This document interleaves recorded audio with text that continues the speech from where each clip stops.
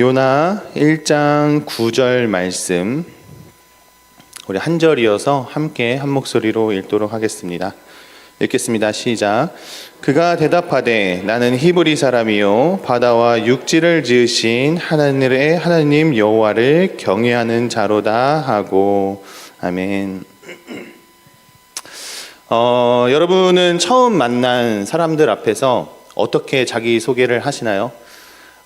저는 보통 이제 만나는 분들이 뭐 다른 교회 목사님이시거나 아니면 뭐 신대원에 있는 알았던 사람들이거나 보통 이렇기 때문에 저는 뭐 청주 주님의 교회에서 청년부를 담당하고 있는 전재민 목사입니다. 이런 식으로 소개를 할 때가 좀 많은데요. 우리 이제 성도님들께서 또 청년들이 지내다 보면은 상황에 따라 또 장소에 따라 자기 자신을 조금 소개하고 어쩔 때는 어떤 내용을 빼기도 하고 넣기도 하면서 자기 소개를 해 나갈 겁니다. 근데 이 어떠한 내용들은 좀 바뀔 수는 있지만 그 중에서 꼭 바뀌지 않는 것이 하나가 있죠. 나의 이름, 그리고 내가 생각하는 중요한 정체성을 우리는 그 안에 담고는 합니다. 특히 이 성경에서 선지자들을 또는 성경에 있는 인물들을 소개할 때 누구의 아들이다, 이 사람은 누구다, 어떠한 이름을 가지고 있다, 어떠한 배경에서 태어났다, 이 사람의 이름은 뜻은 무엇이다 라는 것이 계속 설명되는 것을 우리는 자주 볼 수 있는데요. 오늘 성경이 소개하는 요나의 이름은 이렇습니다. 요나 1장 1절에 여호와의 말씀이 아미떼의 아들 요나에게 임하니라 이르시되. 요나의 이름의 뜻을 혹시 아세요, 여러분? 요나의 이름? 요나의 이름의 뜻은 비둘기라는 뜻을 가지고 있습니다. 그래서 히브리어 원어적으로 좀 더 보면은 온유함, 뭐 순결함 이런 것도 있지만 동시에 어떠한 의미를 가지고 있냐면 연약함이라는 의미를 가지고 있습니다. 이 히브리어 원어에선 연약함과 동시에 슬픔이라는 이름을 가지고 있는데요. 이 요나는 자신이 순결함과 또 진실함과 동시에 연약함을 가지고 있는 모습을 오늘 말씀에서 보여주게 됩니다. 요나서 전체를 통해서도 요나가 그 이름에 참 걸맞게 산다는 것을 생각해 보게도 되는데요. 이러한 요나에게 이제 하나님께서 말씀하십니다. 요나 1장 2절에 너는 일어나 저 큰 성읍 니느웨로 가서 그것을 향하여 외치라. 그 악독이 내게 앞에 상달되었음이니라 하시니라 라고 말씀합니다.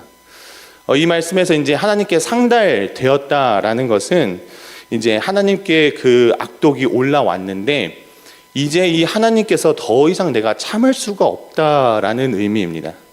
내가 이제 이 악독을 보았는데 계속해서 여태까지는 참고 있었는데 이제는 내가 더 이상 참을 수가 없겠다라는 표현을 내 앞에 상달되었다라는 표현으로 말하곤 합니다. 이제 이 니느웨의 악독을 참을 수 없었던 하나님께서 요나에게 너는 그곳 니느웨를 가서 하나님의 진노가 임할 것이라고 마지막 기회를 한 번 더 줘라 라고 명령하고 계신 것이죠. 이 니느웨는 여러분 아수르의 옛 수도입니다. 아수르라는 옛 도시, 아수르라는 나라의 옛 수도인데요. 고대 문헌에 의하면 이 아수르가 그때 당시에 이 요나가 쓰여질 때 당시에 가장 큰 도시였다고 합니다. 그 문헌에는 이 도시가 니느웨가 전 세계에서 제일 컸다라고 기록이 되어 있다고 하는데요. 그래서 저 큰 성읍 니느웨로 가라라고 말했을 때 오늘날에는 뭐 뉴욕이 될까요? 뭐 미국이 될까요? 그런 곳에 가서 그렇게 큰 곳에 가서 하나님의 진노가 임할 것이다라고 이제 선포하라라는 말씀이 되는 겁니다. 그런데 이 요나가 우리가 잘 알다시피 그 니느웨로 가기보다는 이제 다시스로 도망가기를 선택합니다. 선지자는 사실 우리와 같은 성정을 갖고 우리와 같은 인격을 가지고 있는 존재이기 때문에 하나님의 말씀을 거역할 수도 있고 순종할 수도 있는 자유가 있기는 합니다만 성경에서 하나님의 말씀을 거역한 선지자로는 요나밖에 없습니다. 많은 선지자들은 하나님이 가라 하면 가고 명하라 하면 명하는데 이 많은 선지자들 중에서 요나만이 하나님의 말씀을 거역한 선지자로 기록되고 있습니다. 당시 니느웨는 팔레스타인의 완전 동쪽이었고 다시스는 서쪽이었습니다. 그러니까 하나님께서 니느웨로 가라고 말씀을 하셨지만 이제 요나는 반대로 아예 가기를 선택하고 욥바라는 항구를 가게 된 것이죠.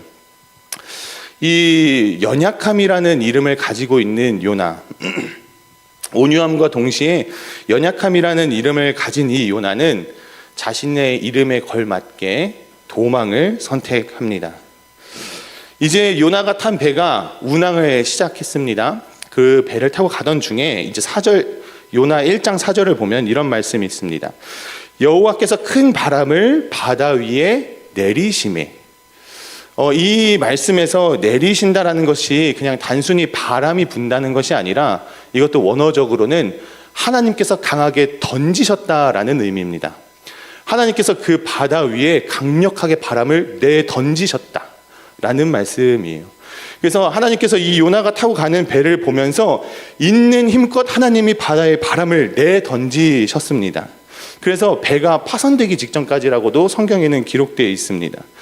그로 인해서 선원들이 이제 죽음의 공포에 휩싸이게 되고 각자의 신들에게 기도하게 되면서 이제 배 밑에 잠자고 있는 요나에게도 찾아가게 됩니다. 그래서 그 구석에서 잠을 자고 있는 요나에게 야 너도 네가 믿고 있는 신에게 네가 믿고 있는 하나님에게 기도라도 좀 해봐라 라고 요청을 하게 되고, 그리고 시간이 지나서 도대체 이 큰 파도와 큰 풍랑이, 이 재앙이 도대체 누구 때문인지 우리 제비를 한번 뽑아보자 라고 하게 됩니다. 제비를 뽑게 됩니다. 그 결과로 누가 나왔죠? 요나가 나왔죠. 우리가 잘 알고 있는 성경학교 때부터 많이 알고 있는 이야기입니다. 요나가 뽑혔습니다.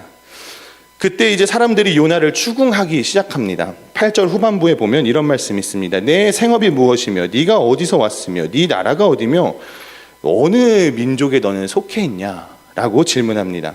이 질문의 배경은 이렇습니다. 그 욥바라는 항구가 많은 이방인들이 모이는 곳이었습니다. 그러니까 유대인만 모이는 것이 아니라 다양한 나라의 사람들, 다양한 모습을 가진 사람들이 이 욥바 항구에 모이게 됐고, 이 항구에 모여서 다 같이 그냥 배를 타고 가다 보니 이 요나라는 사람의 행색을 보니까 우리와 비슷한 사람은 아닌 것 같은 겁니다. 얼굴 생김새나 모양이나 옷 입는 거나 이 사람은 우리나라 사람 같지 않은데 이 사람은 좀 이방인 같은데 라는 생각을 하게 된 것이죠.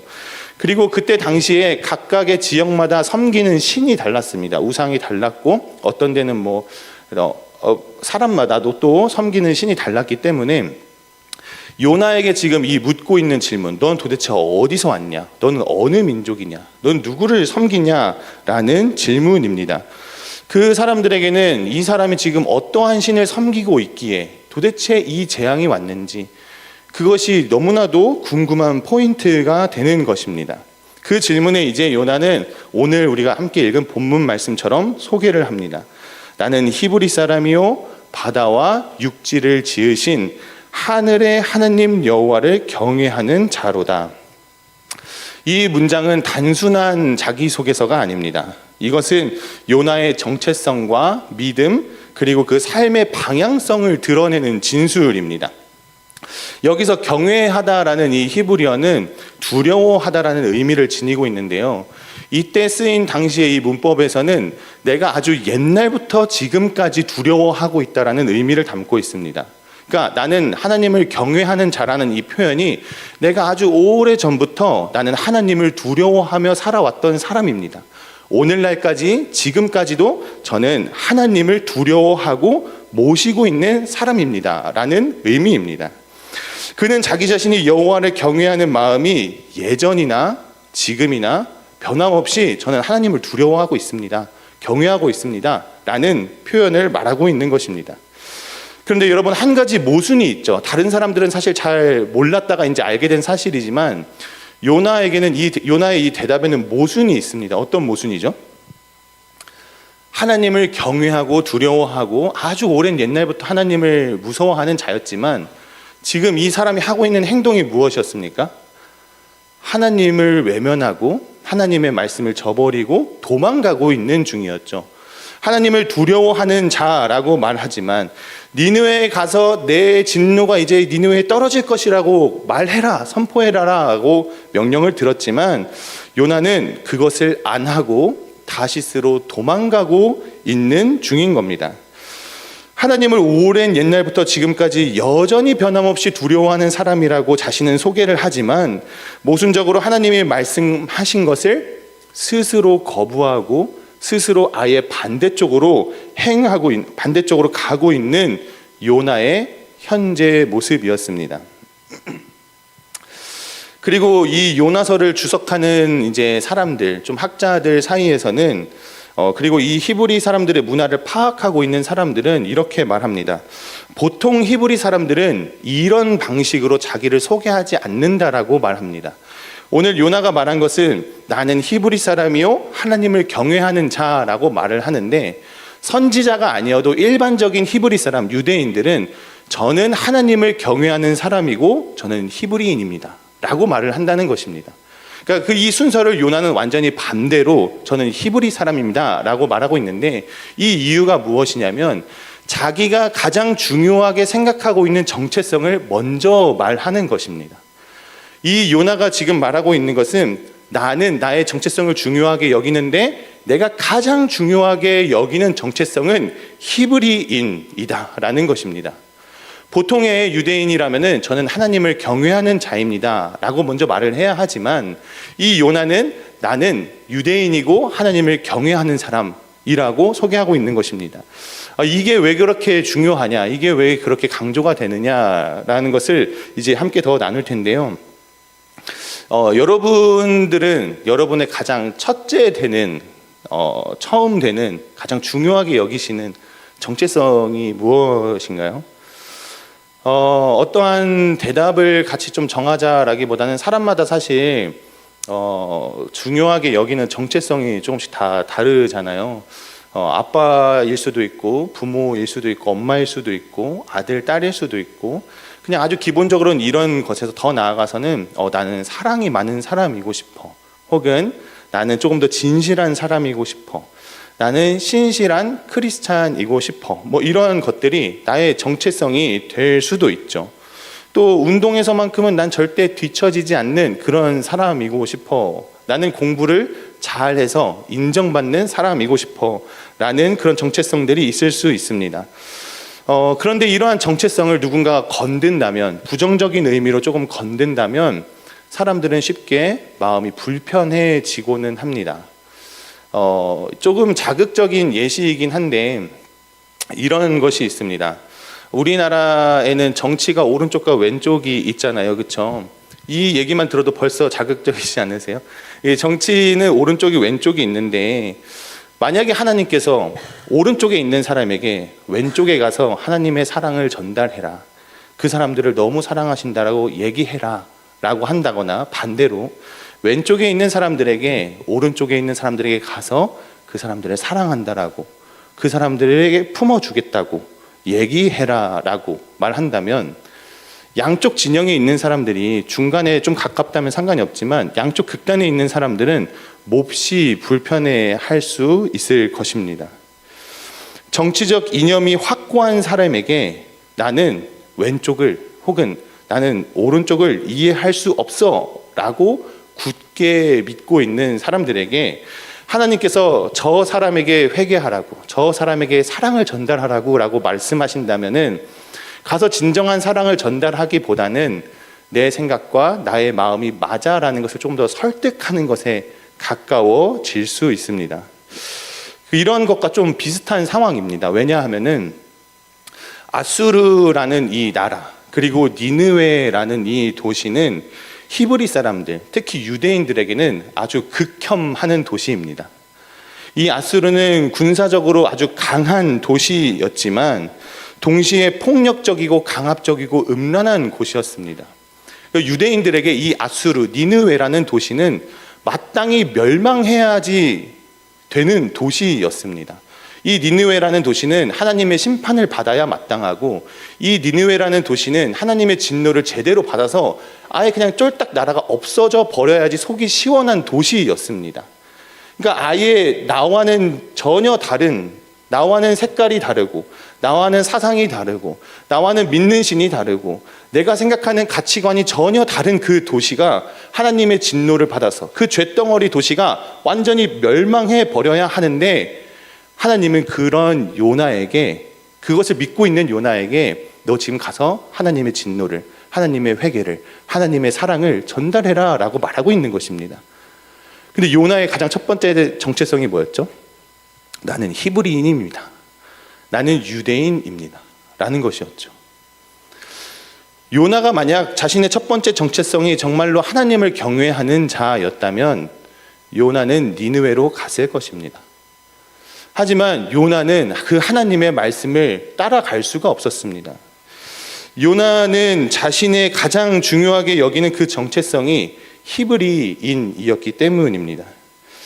우리나라를 좀 비교를 하자면 뭐 일본이나 중국이나 여러 나라 이렇게 주변 국가로 인해서 상처를 받게 되는 경우들이 좀 있었잖아요. 우리나라가 그곳에 가서 어떤 회개 메시지를 전해라, 혹은 아까 나눈 정치적으로 생각적으로 완전히 다른 곳에 가서 하나님의 사랑을 전해라, 하나님의 사랑과 긍휼을 전해라라고 만약에 오늘 우리에게 하나님이 말씀하신다면 우리는 얼마나 기꺼이, 얼마나 편안한 마음으로, 얼마나 사랑하는 마음으로 그곳을 갈 수가 있을까요? 그때 그것을 감당해야 하는 사람의 정체성이 만일 우리가 하나님께 용서받은 자, 하나님의 긍휼을 입은 자, 예수 그리스도로 인해서 사랑을 얻게 된 자라는 것이 가장 첫 번째 정체성이라면 우리는 조금 더 좋은 마음으로 갈 수가 있을 것입니다. 그런데 흔들릴 수 없는 무언가, 절대 굽힐 수 없는 무엇인가가 나의 첫 번째 정체성이라면 우리는 쉽게 이런 마음이 들 것입니다. 왜 내가 가야 돼? 나 말고도 그쪽 좋아하는 사람들 있잖아. 나 말고도 그 나라 좋아하는 사람들 있잖아. 왜 내가 가야 돼? 나 말고도 사람 많은데 왜 내가 그렇게 해야 돼? 라는 질문이 자연스럽게 따라올 것입니다. 요나는 그런 겁니다. 요나는 하나님의 뜻보다 자신의 감정을 우선시했습니다. 본인이 중요하게 여기는 그 첫 번째 정체성을 우선 선택했습니다. 그래서 이렇게 말하는 겁니다. 나는 니느웨가 사실 너무 싫어. 멸망했으면 좋겠어. 근데 내가 하나님의 그 말씀을 가지고 니느웨에 가면 하나님은 분명히 용서해 주실 텐데 나는 그들이 용서받는 꼴을 볼 수가 없어 라는 마음이 있습니다. 어디에 그 말씀이 나와 있냐면 요나 4장 2절입니다. 이렇게 기록되어 있습니다. 여호와께 기도하여 이르되 여호와여 내가 고국에 있을 때에 이러하겠다고 말씀하지 아니하였나이까. 그러므로 내가 빨리 다시스로 도망하였사오니, 이제 니느웨를 피해서 다시스로 간 걸 말하는 겁니다. 다시스로 도망하였사오니 주께서는 은혜로우시며 자비로우시며 노하기를 더디하시며 인애가 크시사 뜻을 돌이켜 재앙을 내리지 아니하시는 하나님인 줄 내가 알았습니다. 요나는 사실 하나님께 말씀을 들었을 때부터 알고 있었습니다. 내가 니느웨 가가지고 하나님의 진노가 임했다라고 말하고 그들이 회개한다면 하나님 이들 용서해 주시겠구나, 하나님이 니느웨를 용서해 주시겠구나라는 것을 요나는 직감적으로 알았던 겁니다. 요나가 믿고 있는 하나님, 요나가 경험한 하나님은 그런 사랑의 하나님이었기 때문입니다. 그런데 니느웨가 용서받는 꼴이 너무 보기 싫은 겁니다. 왜냐? 나는 히브리인이니까. 니느웨가 멸망해야 되는데 내가 가서 하나님의 말씀을 전하는 순간 그들이 회개하고 그들이 용서받으면 어떡하지? 난 그게 너무 싫은데 라는 그 자신의 자존심, 자신의 감정, 자신의 마음, 자신의 그 첫 번째 되는 정체성을 가지고 하나님의 말씀을 거부하기 시작하는 것입니다. 그는 분명히 종교적으로 나는 하나님을 경외하는 자라고 말하고 있습니다. 그러나 그의 행동은 그가 뱉은 말과는 정반대의 일들을 행하고 있습니다. 그가 말하고 있는 것과는 완전히 다른 방향으로 향하고 있습니다. 여러분, 이것이 바로 인생의 연약함이 아닌가 생각해 보게 됩니다. 인생의 한계가 아닌가, 육신을 입고 있는 사람의 어떤 연약함이 아닌가를 생각해 보게 됩니다. 그런데 이런 요나의 모습이 사실 오늘 우리와 얼마나 닮아 있습니까? 주일마다 우리는 찬양을 합니다. 예배를 드립니다. 고백을 올려드리고 경외한다고 고백합니다. 말씀을 따라 살아가겠다라고 다짐하기도 합니다. 다시는 동일한 죄를 내가 짓지 않겠다고 선포하기도 합니다. 이 선포와 선언과 고백을 매 주일마다 하고, 자주 하시는 분들은 매일 아침 큐티를 통해서, 매일 저녁 예배를 통해서 하나님 앞에 고백하기도 합니다. 그러나 우리는 삶의 현장에서 얼마나 자주, 얼마나 많이 요나와 같이 하나님의 얼굴을 피해 갈 때가 있습니까? 우리는 항상 이 주일에 와서 예배를 드리고 하나님께 고백하며 하나님의 말씀과 뜻을 따라가겠노라 다짐하지만서도 우리가 처해 있는 삶의 현장과 삶의 문제를 마주하게 될 때 우리는 그 하나님의 부르심 앞에 직면하기보다는 요나와 같이 그 자리를 피할 때가 훨씬 더 자주 있는 것을 보게 됩니다. 그런데 아주 중요한 일은 무엇이냐면 그 믿음과 나의 삶 가운데 있는 그 간극으로 인해서 우리는 신앙의 위기를 만나게 된다는 것입니다. 나는 분명히 주일날 이렇게 고백했고, 나는 설교를 평일날 듣거나 쇼츠를 보거나 하나님의 말씀을 계속해서 주중에도 들으면서 이렇게 살아보겠다, 저렇게 살아보겠다, 이렇게 성장해보겠다라고 하는데 왜 내 삶은 여전히 똑같은 죄를 반복하고 있을까? 왜 나는 내가 고백한 대로, 내가 생각한 대로, 내가 롤모델 삼는 사람처럼 살지를 못할까? 왜 나의 마음은 아직도 연약한 것일까? 왜 나는 죄에 계속해서 무너지고 남들과 비교하며 살아가고 있을까? 하나님의 사랑을 믿지 못할까라는 고민들 속에서 신앙의 위기를 만나게 되는 것이 문제가 됩니다. 그때 우리는 진솔하게 우리에게 이런 질문을 던져봐야 합니다. 나는 정말로 여호와를 경외하는가? 나는 정말로 하나님이 살아계시다라는 것을 머리가 아니라 마음으로 믿고 있는가? 여호와를 경외한다는 것은 하나님의 주권과 하나님의 크심을 신뢰하는 행동입니다.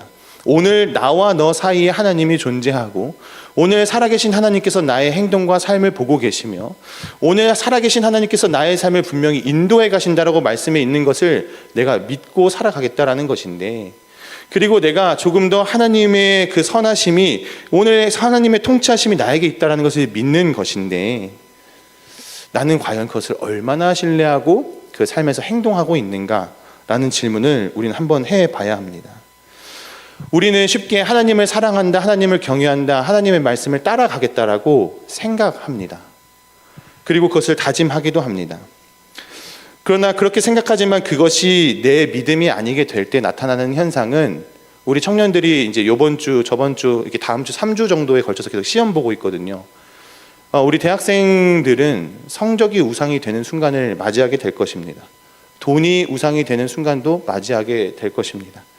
내가 하나님을 경외한다, 하나님은 살아계신다라고 생각하지만 그것이 내 믿음이 되지 않을 때 직장 상사와 부모와 친구와 우리 사업하시는 분들은 가게 손님들과 또 다른 권력 있는 사람들, 이러한 사람들이 나를 이끌고 간다라고 생각하게 될 것입니다. 나의 커리어와 나의 자존심과 내가 제일 첫 번째로 만들어 놓은 나의 어떠한 정체성이 나를 이끌고 가는 것을 보게 될 것입니다. 그리고 그 정체성이 흔들리게 될 때 내 인생은 몹시 두려워지고 불안해지며 내 신앙은 도대체 무엇인가를 의심하게 될 것입니다. 하나님을 경외하는 것이, 하나님의 살아계심을 믿는 것이 우리 인생의 첫 번째 정체성이 되지 않는다면 우리는 날마다 불안하고 날마다 걱정할 수밖에 없을 것입니다. 우리는 하나님을 얼마나 경외합니까? 우리는 하나님을 얼마나 신뢰하고 있습니까? 이 질문 앞에서 떳떳한 사람이 많지 않을 것입니다. 저 또한 그렇습니다. 저는 믿음을 고백하고 이 앞에서 설교를 하는 사람이잖아요. 찬양을 인도하기도 합니다. 그런데 제가 이 주일날 어떠한 말씀을 전하고 혹은 찬양 인도를 하고 나서 제 삶이 너무 다른 모습을 제가 스스로 보게 됐을 때, 어떠한 찬양의 가사, 믿음과 삶이라는 찬양 가사에 이런 게 있거든요. 이런 모습을 하나님이 사랑하실까? 이러한 모습을 하나님이 받아주실까? 나의 이 부끄러운 모습 하나님께서 정말 수용해 주실까? 라는 찬양 가사가 있는데, 그러한 생각이 저에게도 들 때가 있습니다. 그럴 때 저는 참 우습게도 어떻게 행동을 하냐면, 삶이 떳떳하지 못한 그것을 하나님 앞에서도 숨기려고 저는 시도합니다. 그래서 이 예배 드릴 때조차, 이 예배 드리는 모습에서는 저는 떳떳한 사람인 것처럼 행동하고 싶어서 괜찮은 사람인 것처럼 행동하고 싶어서 바른 행동과 바른 말과 바른 자세를 유지하려는 모습이 있습니다. 제가 하나님의 사랑을 받기 위해서는 그러한 모습을 갖춰야 한다라고 저는 생각했기 때문입니다. 하나님의 마음은 요한 1서 1장 9절처럼 만일 우리가 우리의 죄를 자백하면 그는 미쁘시고 의로우사 우리의 모든 죄를 사하시고 그 불의에서 깨끗하게 하신다는 것이 하나님의 마음인데, 저는 이 하나님의 말씀과 하나님의 마음을 믿기보다는 내가 조금 더 떳떳한 사람이어야 해, 내가 조금 더 행실이 올바른 사람이어야 해라는 저의 첫 번째 정체성을 가지고 사람들을 앞에서 가면을 쓰기도 하고 이 자리에서 말씀을 전하기도 할 때가 있습니다. 저의 마음에는 여전히 죄가 있고 짐이 있고 무거움이 있지만 하나님의 마음을 더 깊게 묵상하기보다는 지금 당장 내가 떳떳해 보여야 하는 어떠한 가면을 쓸 때가 있다는 것입니다. 이것을 제가 직면하게 됐을 때 제 마음은 어떠냐면 요나 1장 12절 말씀처럼 나를 들어 바다에 던져라 라는 마음이 생깁니다. 어디론가로 숨어버리고 싶은 때가 있다는 것입니다. 물론 요나는 저와는 좀 상황이 다르긴 하지만 저는 저의 믿음과 저의 삶, 이것들이 충돌이 일어났을 때 가끔은 숨어버리고 싶은 생각을 할 때가 있습니다. 근데 여러분, 이 12절의 말씀이 지금 좀 피곤해 하시는 것 같아서 제가 환기를 잠깐 하고자 하는데, 이 12절의 말씀을 제가 듣다가, 그러니까 12절 말씀 때문에 사실 오늘 설교를 좀 준비하게 된 게 있거든요.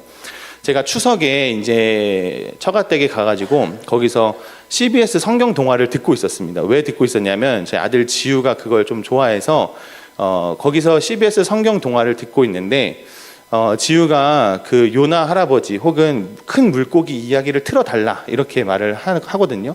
그래서 그곳에서 이제 이 요나 이야기를 가만히 듣던 중에 이 12절에 이런 말씀이 있는 거죠. 여러분, 저를 바다에 던지세요. 그러면 바다가 잔잔해질 것입니다. 근데 이 말을 문득 듣는데 저한테 이런 생각이 드는 거예요.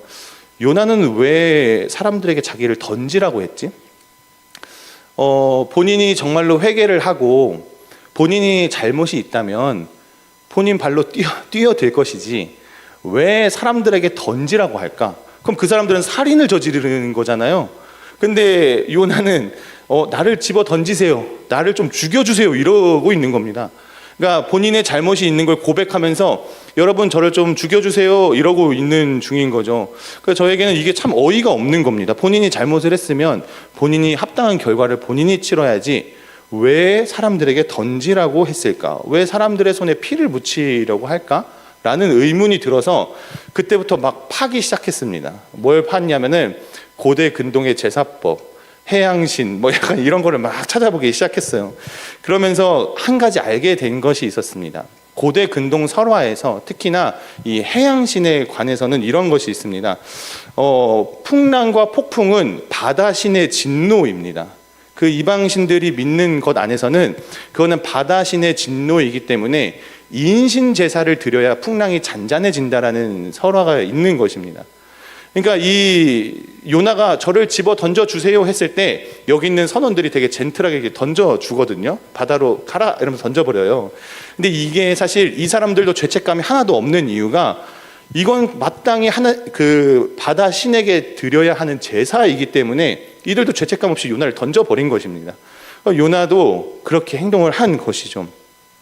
근데 제가 이걸 또 공부를 하다 보니, 당시 문화를 공부하다 보니 너무 또 요나가 웃긴 겁니다. 왜 웃기냐면은 요나가 마지막 두 번째로 고백했던 정체성이 뭐였죠? 하나님을 경외하는 자입니다. 하나님을 믿는 자라고 고백한 것입니다. 그런데 그가 했던 행동은 무엇이냐면 자기 잘못을 자기가 책임지거나 하나님 앞에 진솔하게 회개하는 것이 아니라 남의 손에 부탁해서 자기는 자신의 죄를 회피하고 있는 중이었던 것입니다. 그는 배 사공들이 납득할 만한 방식으로, 이방신을 섬기는 사람들이 납득할 만한 방식으로 나를 좀 처리해달라고 말하고 있는 것입니다. 히브리어 원문에서 이 던지다라는 의미는 남의 손에 위탁한다라는 의미가 강하게 있는데요. 그리고 또한 운명적 심판을 상대방에게 맡기는 것이 나타나 있거든요. 그러니까 다시 말해서 요나는 자신의 연약함, 하나님을 피하고 도망간 그 연약함을 하나님 앞에서 해결하려고 하지 않고 이게 나의 연약함이야, 이게 나의 한계야 라고 그냥 합리화하면서 이방신들이 원하는 방식으로 나를 처리해달라고 말하고 있는 것입니다. 이제 당신들의 방식으로 나를 해결해 주십시오. 내가 당신들이 원하는 대로 움직이겠습니다 라고 말하고 있는 것입니다. 요나는 히브리인이라고도 말하고 하나님을 경외하는 자라고도 말했지만 그가 선택한 방식은 믿지 않는 자들의 선택, 믿지 않는 자들의 방식, 믿지 않는 자들의 문제 해결 방식을 따라가고 있다라는 것입니다. 그렇다면 여러분, 요나가 진정으로 회개했다고 볼 수 있을까요? 요나가 진정으로 하나님 앞에 올바르게 서 있었다고 볼 수 있을까요? 그렇지 않습니다.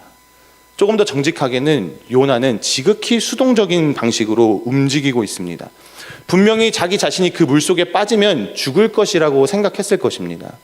요나는 자신의 죽음을 알면서도, 죽음을 각오하면서도 선택한 것은 나를 좀 던져 주십시오라는 것입니다. 하나님 앞에 무릎 꿇고 하나님, 제가 잘못했습니다, 죄송합니다, 니느웨로 가겠습니다가 아니라 이방신들을 섬기는 당신들, 나를 좀 죽여주십시오 라고 말하고 있는 겁니다. 왜죠?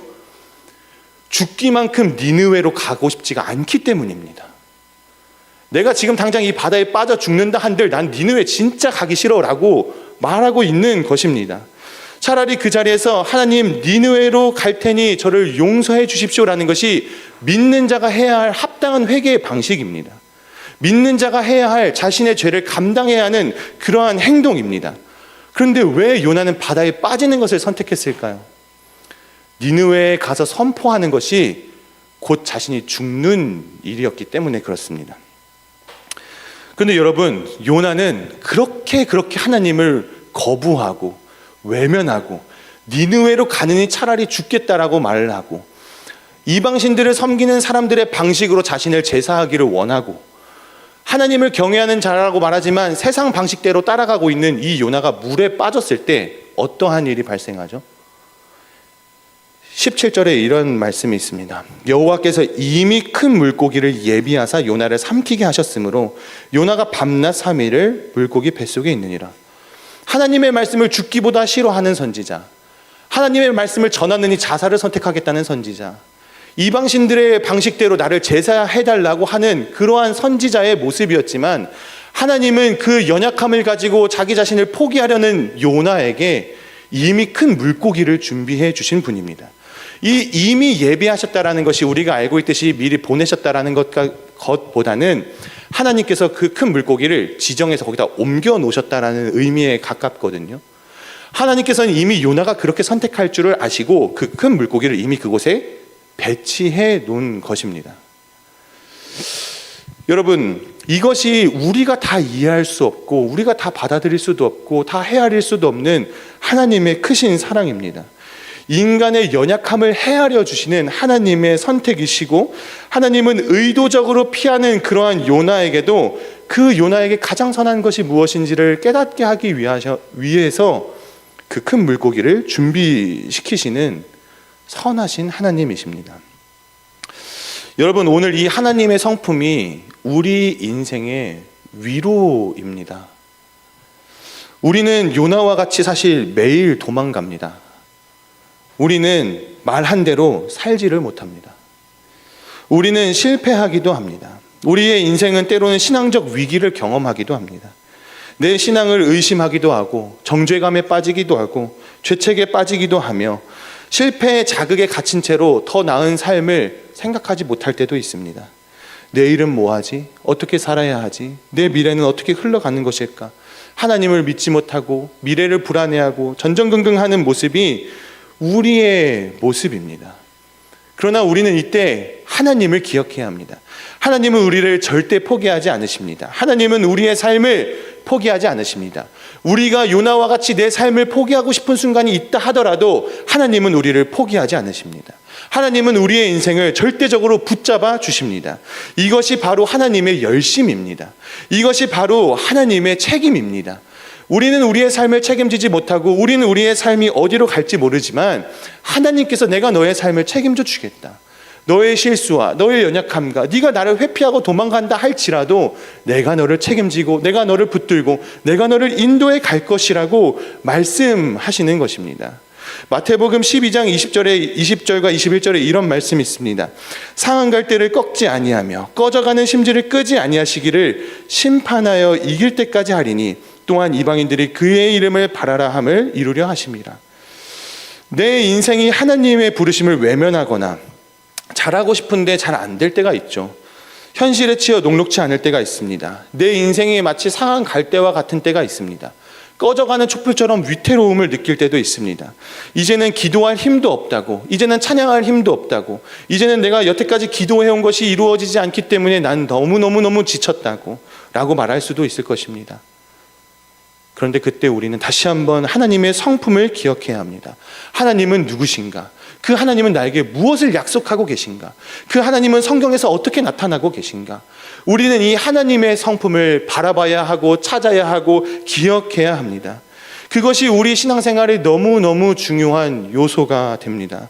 내 안에 선한 것이 없고 내 안에 연약함으로 하나님을 등질 때가 있다 하더라도 내 삶의 자리에서 다시 한번 하나님을 회피하는 것을 시도한다 할지라도 하나님은 하나님의 사랑으로, 하나님의 선택으로, 하나님의 두 손으로 우리를 붙잡아 주고 계십니다. 우리가 거친 들을 가고 메마른 땅을 걸어갈 때 때로는 너무 거센 풍랑을 만나서 갈 길을 잃어버린 것처럼 보일 때 그때 하나님은 우리를 붙잡고 계십니다. 우리 예배팀 올라와 주시기 바랍니다. 여러분, 오늘과 앞으로의 그 삶에 내가 포기하고 싶은 것이 있습니까? 혹은 하나님께서 말씀하셨는데 애써 외면하고 싶은 것이 있으십니까? 또 한편으로는 이제 희망이 없다, 이제 내가 기도해 봤지만 더 이상 아무런 것도 보이지 않는다라고 생각이 들어서 내려놓고 싶은 것이 있습니까?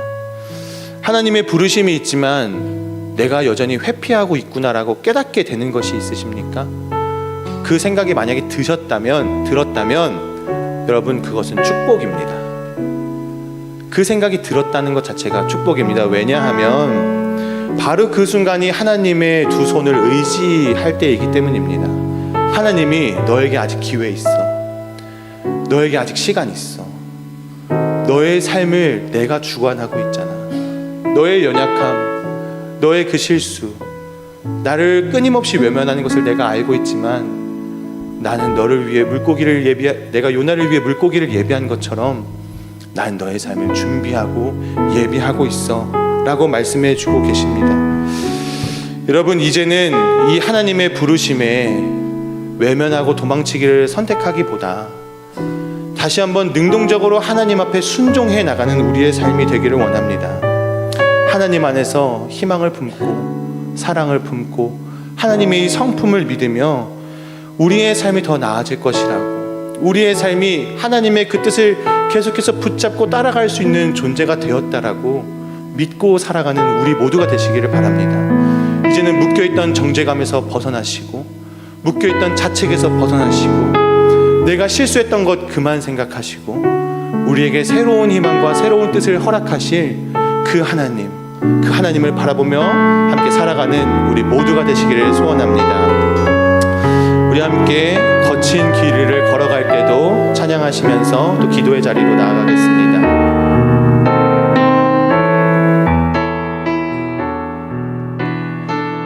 모든 것 아시는 주님, 모든 것 아시는 주님,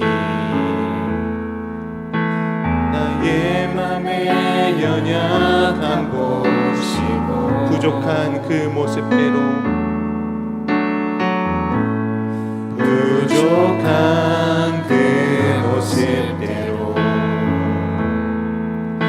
주님 마음에 새겨주신 주님께 토로한 마음,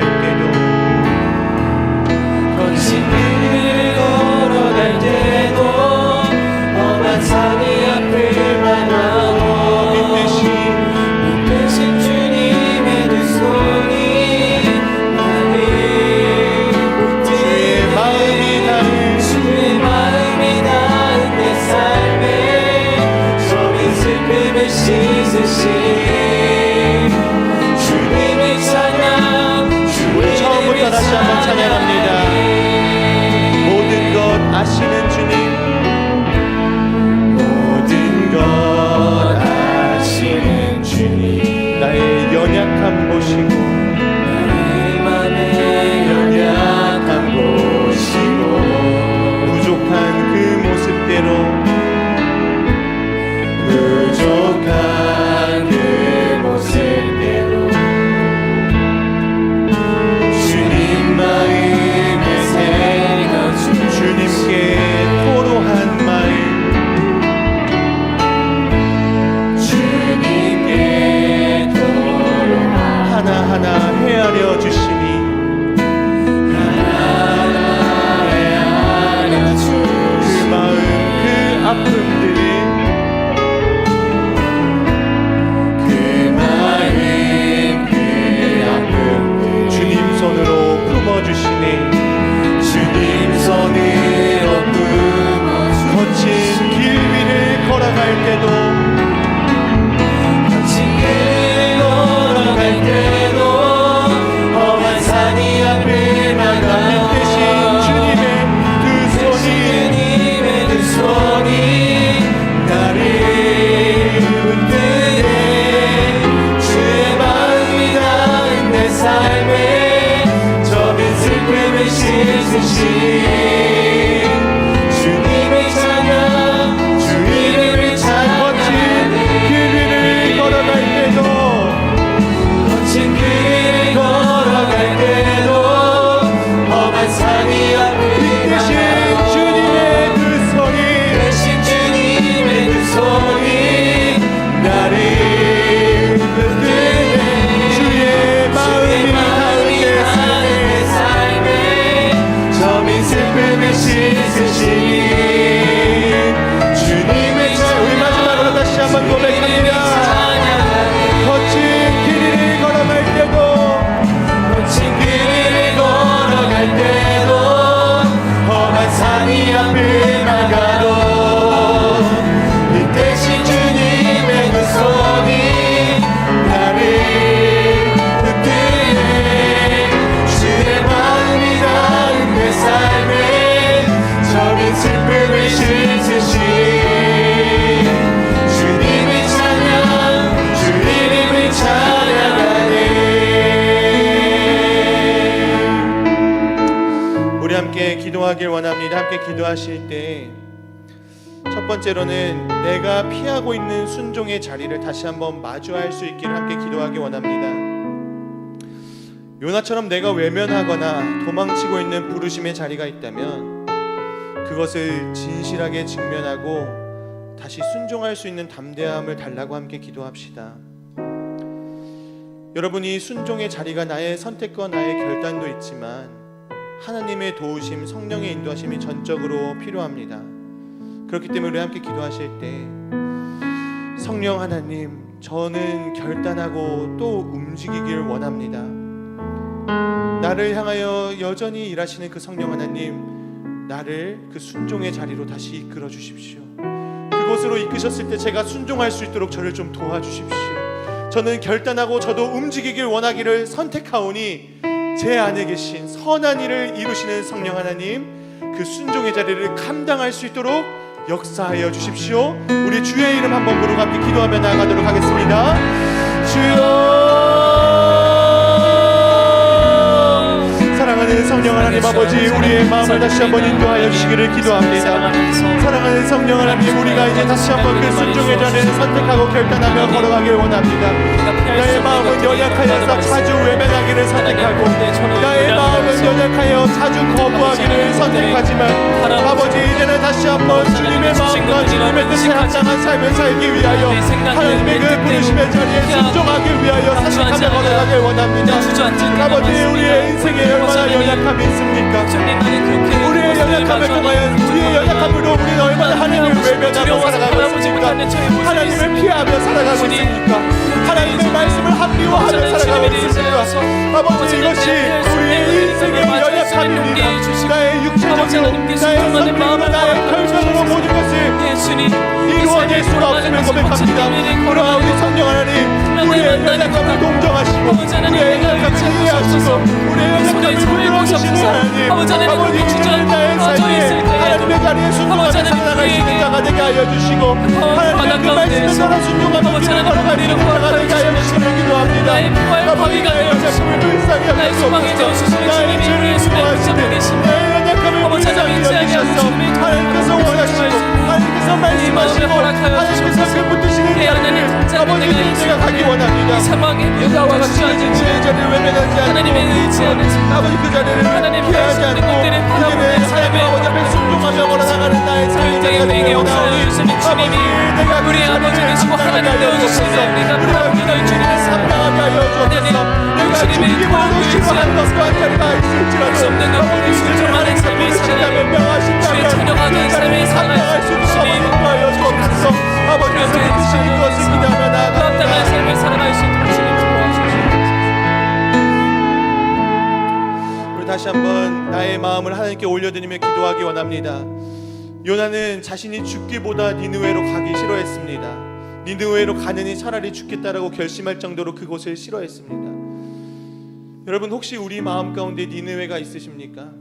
하나님께서 분명히 부르심의 자리가 있는데 하나님 내가 여태까지 해온 말들 때문에 혹은 나의 자존심 때문에 나의 마음 때문에 나의 어떠함 때문에 저는 그 자리로 죽어도 가기 싫습니다라고 말하는 자리가 있으십니까?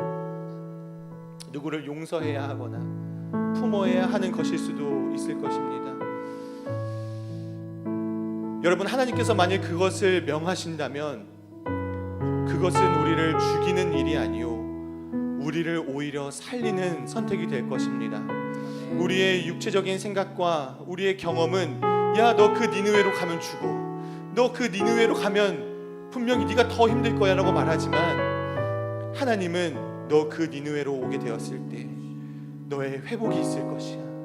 그 자리를 순종했을 때 나의 크심과 나의 선하심과 나의 마음이 무엇인지 너를 향한 나의 마음이 무엇인지를 네가 깨닫게 될 것이야 라는 것을 이 요나서 전체를 통해 우리에게 말씀해 주고 계십니다.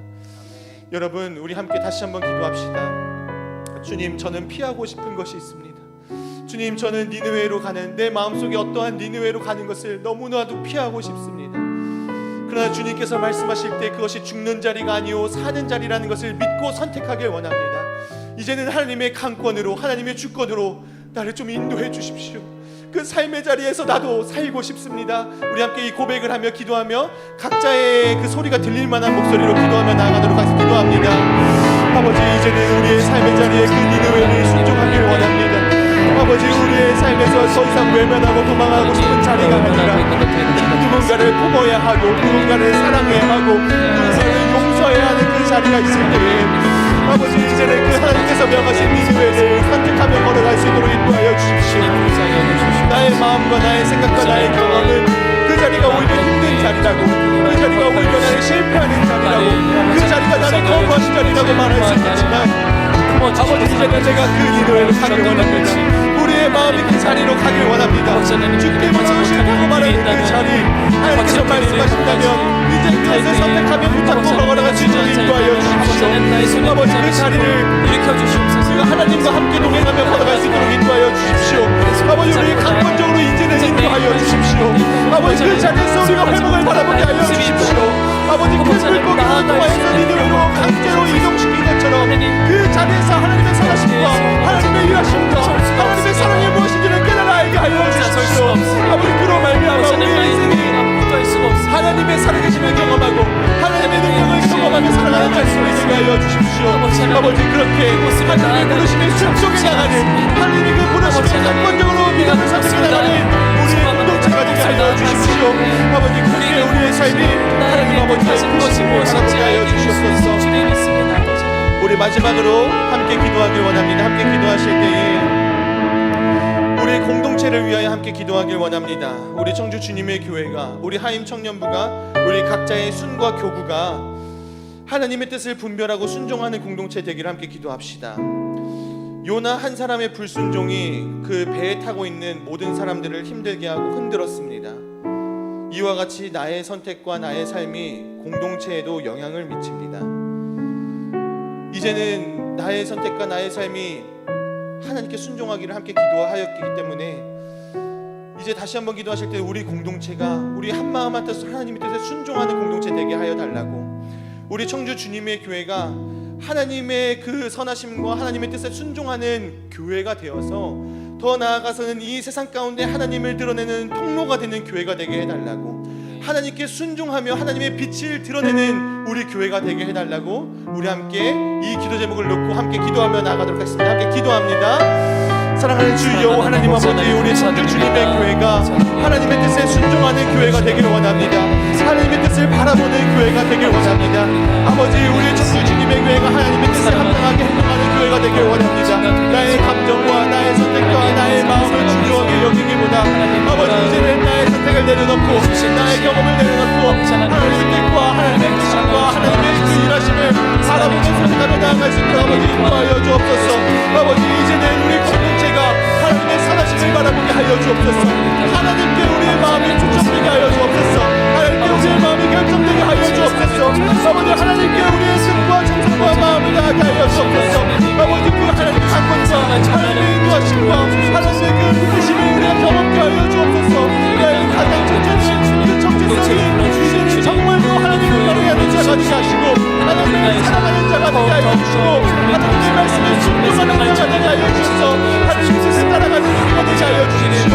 아버지, 이제 내가 거부하였던 소중한 거부하였던 길이 있다면 이제 그곳으로 하나님 아버지를 따라가시도록 인도하여 주십시오.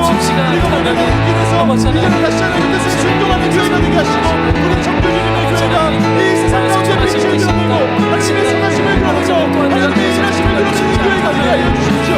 하나님께서 정말 세계를 통해서 하나님의 순종하는 것이 어떠한 것인지 하나님의 성탁을 통해서 저와 교회를 통하여서 하나님의 뜻이 이끌어가고 하나님의 사랑이 전하여서 귀한 공동체가 되어질 수 있도록 주님 도와주시옵소서. 하나님께 순종하는 교회, 제가 하나님의 사랑과 뜻이 이끌어갈 수 있는 간절히 소망하여 주십시오.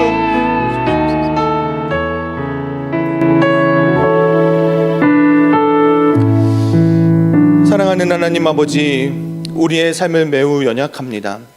이 시간 우리가 기도하고 결단하고 또 세상의 현장에 가서 우리는 하나님의 자리를, 하나님의 부르심의 자리를 외면하려는 마음이 불쑥불쑥 들 수도 있을 것입니다. 그러나 하나님 아버지, 우리가 고백한 것을 기억하여 주십시오. 우리의 마음이 연약하여질 때 성령 하나님 우리 마음 가운데 역사하여 주셔서 우리가 오늘의 기도를 기억하게 하시고 우리의 삶에 역사하실 하나님을 기대하게 하시고 우리를 하나님의 순종의 자리로 이끌어 가시는 그 성령 하나님의 이끌림에 우리가 선택하고 결단하여서 순종하는 삶이 되게 하여 주십시오. 그로 인하여서 우리 청주 주님의 교회가 하나님의 뜻과 그 하나님의 말씀에 순종하는 교회 되게 하여 주시고 우리 청주 주님의 교회를 통하여서 아버지, 이 세상에 하나님께 순종하는 것이 어떠한 기쁨이 있는지, 하나님께 순종하는 것이 어떠한 은혜가 있는지를 밝히 드러내 보여지는, 하나님께 순종하는 것의 증거가 되어지는 그러한 교회가 되게 하여 주십시오. 그렇게 우리 청주 주님의 교회에 있는 한 분 한 분의 또 한 명 한 명의 그 성도의 삶을 주님 이끌어 주시고 완성시켜 주시기를 간절히 소망하며 기도하오니 이번 한 주간의 우리의 삶에 다시 한번 그 하나님의 순종, 하나님의 인도하심을 붙들고 살아가는 우리 모두가 될 수 있도록 주님 붙들어 주시옵소서. 감사드리며 예수 그리스도 이름으로 기도합니다. 아멘.